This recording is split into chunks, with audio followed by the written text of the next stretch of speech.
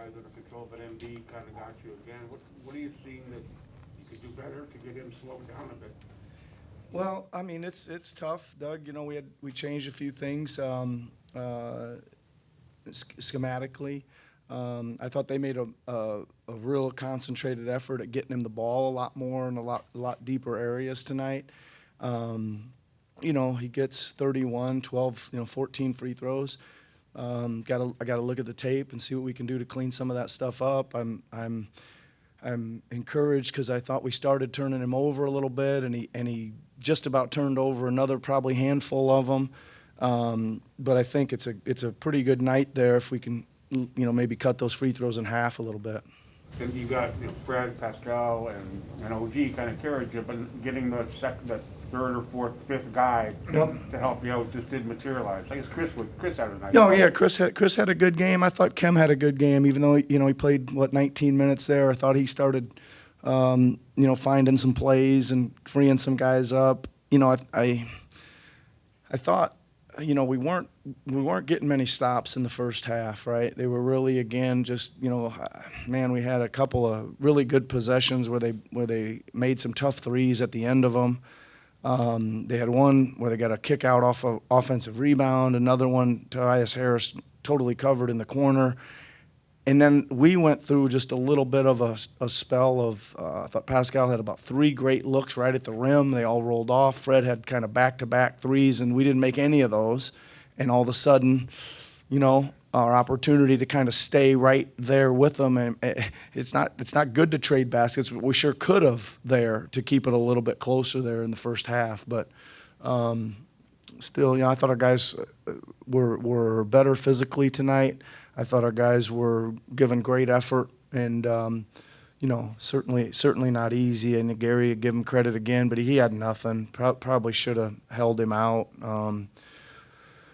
But he went out there and he tried, and obviously it's hard enough, right? But it's good, just a little hard. We got to hope these guys can get healthy by game 3.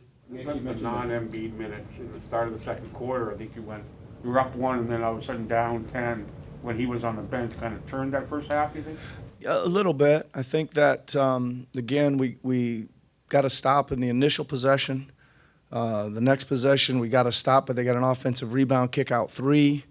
The next possession, Danny Green hit a corner 3, mistake by us. That one wasn't a good possession. Then the next possession was a really good possession, and Harris hit that tough corner 3. And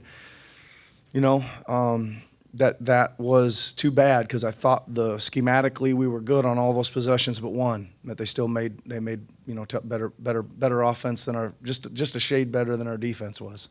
Nick, you said before the game that you hoped that the refs would call some of the more physical fouls you thought they didn't call in game 1. Did you notice a difference in how they officiated tonight? Well, again, we did draw a couple charges. We absolutely, on the challenge, I don't see how that's not a charge. They see it live and it looks like a charge. Look at it on the film, it looks like a charge. So I thought that was a missed one. There was another open-handed slap to the face that, again, I don't understand why they will not call them. But other than that, at least there wasn't as many elbows thrown to the face tonight that we had to endure. What did you think that Malachi gave you defensively in his minutes? He was pretty good for a stretch there. I thought he was doing a good job on Maxey and racing around with him pretty good. Just had a little bit, and he did a decent job kind of organizing us down there. He's usually, in those situations, will stick a shot here and there. He wasn't able to do that. Thought he had a big play when we cut it back to 11. OG got twisted up, was a kick ball that got missed, but it was laying on the floor at midcourt. I thought Malachi could have got on that one maybe and saved that possession, and that's the kind of plays he's going to have to make. I'm always asking to get dirty, right, and come up with some of those loose balls, but he was okay. It was tough situation for him to be in. I'm not thinking he probably thought he was this close to starting tonight, right, and that's probably a long way from what he thought when he got on the plane to come here. You start off 11-2 when you guys set like a physical tone early. Yep. Then I'm thinking Embiid went to the line 12 times in that first quarter. How Yep. much did that just take some of that momentum away from you? Well, it does. And again, I got to look at them. I would imagine there's some kind of contact there. They can't just, but I would also think that some of those were probably with our hands up and and benefit of the doubt there. I guess it does take a little bit of steam out of you when you're playing good, playing hard, playing physical, and we just got to do a better job of it. Is that what you were talking to Joel about in the last 14, 15 seconds? Well, he was saying to me that I'm going to keep making all the free throws if you keep fouling me, and I said, yeah, well, you might have to. But good player, man. Got a lot of respect for him. He's certainly playing great here. There's nothing there, but us trying to compete against him and him trying to compete against us. What did you make of OG tonight? I mean, you're Yeah. going to need him to step up with Scotty's offense. It seemed like he filled some of the void anyway. Yeah, he was good, and especially in the second half, he really had it going, and it was something we haven't seen for a long time, where we've got him in a rhythm and a run, and trying to get him back to some of his sets, running some of his stuff that we haven't run for a couple months, right? And again, I think conditioning and rhythm wise, he's still there. Should have helped him tonight, and we need it. Right, we need it because again, I thought Pascal had a lot of good looks and just had one of those tough nights where it rolled off on him a lot tonight. And obviously, Freddie started off,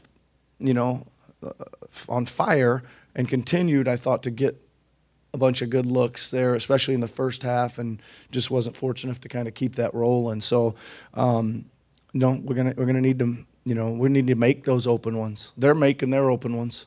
I looked at one time, I think they had 8 different guys hit a 3, right? So that's pretty good. We need some of that. You mentioned the physicality, and one of the things that you talked about after game 1 is not just matching it, but bringing it. How did you feel about the way your guys sort of set the tone in the first few minutes?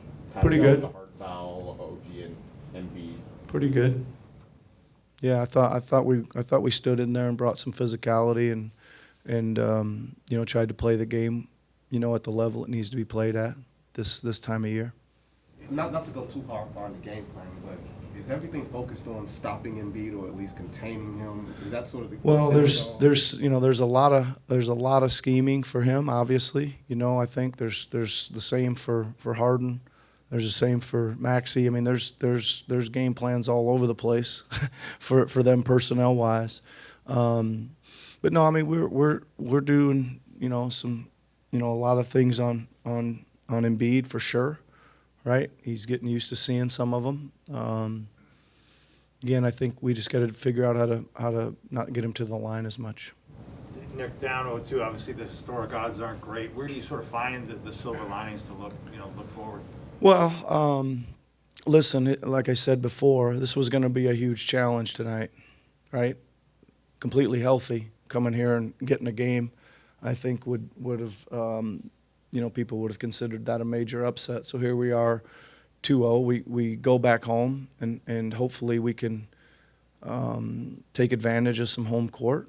I think the way we finished the game, I don't see our guys are discouraged at all. Like there's no chance here. I think they'll rise up and they'll play better. And we need to get one. We need to get one and get ourselves back in the series.